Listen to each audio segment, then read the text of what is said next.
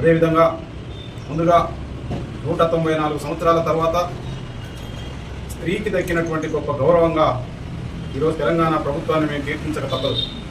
ఎందుకంటే ఈనాడు తెలంగాణ రాష్ట్ర ముఖ్యమంత్రి రేవంత్ రెడ్డి గారు అధికారికంగా ఈరోజు మహిళా ఉపాధ్యాయురాల దినోత్సవంగా అమ్మ సావిత్రిబాయి పూలే జయంతిని పురస్కరించుకొని ప్రకటించడం, అధికారికంగా జరపమని చెప్పడం మేము గర్వపడతా ఉన్నాం.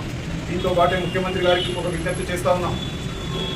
194 సంవత్సరాల తర్వాత మీరు ఈ యొక్క బడుగు బలహీన వర్గాల కుటుంబాలలో, అది మహారాష్ట్రలో ఒక కుగ్రామంలో జన్మించినటువంటి ఆ మహనీయురాలు తన భర్త ఆశయాలని తనకి లోబడి తాను చెప్పిన ప్రతి విషయాన్ని సమాజం కోసం తన భర్త చేస్తున్నటువంటి సేవనం అతి చిన్న వయసులోనే అతన్ని ఫాలో అవుతూ ఈ దేశానికే మొదటి మంతులమ్మగా కావటం అంటే దాని వెనక అనేక అవమానాలు, అణచివేతలు, కుట్రలు, కుతంత్రాలు జరిగిన ఒక ఎక్కడ భయపడకుండా ఆమె ఒక ధీరవనితగా ఈ సమాజాన్ని ఒక జ్ఞాన సముద్రంలోకి, ఒక జ్ఞానంలోకి తీసుకురావడం అంటే ఆ తల్లి చేసిన త్యాగాన్ని ఈ సమాజం ఎప్పటికీ మర్చిపోలేదు.